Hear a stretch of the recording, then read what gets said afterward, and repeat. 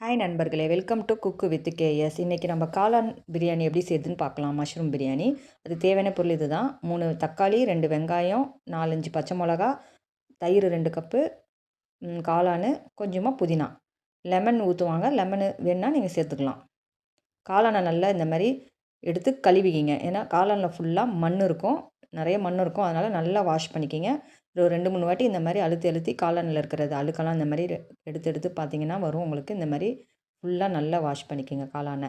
ஏன்னா ஃபுல்லாகவே மண் இருக்கும். இந்த மாதிரி கட் பண்ணிக்கிங்க. பெருசு பெருசாக கட் பண்ணிக்கிங்க காளானை. சின்னதாக கட் பண்ணிங்கன்னா குக்கரில் நம்ம போடும்போது அவங்களுக்கு சாப்பாடாக குழஞ்சிரும்.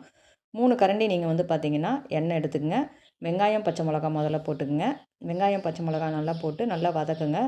நல்லா இது கொஞ்சம் பொன்னிறமாக வதங்கின பிறகு இஞ்சி பூண்டு பேஸ்ட்டு கூடயே நான் எப்பயுமே வந்து பட்டை, ஏலக்காய், லவங்கம் போட்டு நான் அரைச்சி வச்சுருப்பேன். நீங்கள் அதே மாதிரி அரைச்சிக்கங்க. அப்புறம் தக்காளி போட்டுக்குங்க. தக்காளி போட்டுட்டு உப்பு போடுங்க, தேவையான அளவு. உப்பு போட்டுட்டு நல்லா இது கிண்டி விடுங்க. நல்லா இந்த மாதிரி கோல்டன் கலரில் வரணும். நல்லா கிண்டி விட்டிங்கன்னா நல்லா வெந்துடும். வெங்காயம் தக்காளி எல்லாம் நல்லா மேட்ச் ஆகி வெந்த பிறகு இந்த காளான் கட் பண்ணி வச்சுருக்கீங்களா அதை போடுங்க. இந்த மாதிரி பெருசு பெருசாக கட் பண்ணிக்கிங்க காளானை. இந்த மாதிரி போட்டு நல்லா வதக்குங்க. கொஞ்சம் நேரம் கழிச்சு மூடி போட்டு வைங்க. திருப்பி எடுத்து பாருங்கள்.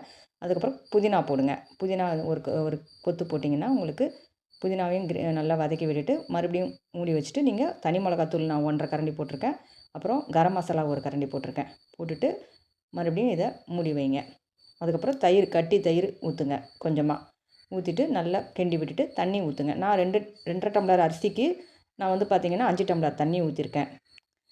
இந்த மாதிரி தண்ணி ஊற்றி கிண்டி மூடி வச்சுங்க. கொதி வந்தோடனே நீங்கள் திறந்து பாருங்கள். கொதி வந்தோடனே அரிசி போடுங்க.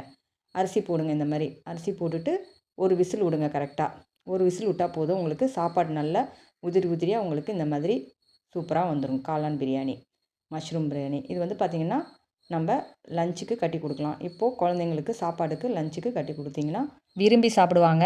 இதுக்கு தொட்டுக்க சைடிஷ்ஷாக பார்த்திங்கன்னா தயிர் பச்சடி எடுத்துக்கலாம். நான் வந்து பார்த்திங்கன்னா தயிர் பச்சடி தான் வச்சுருக்கேன்.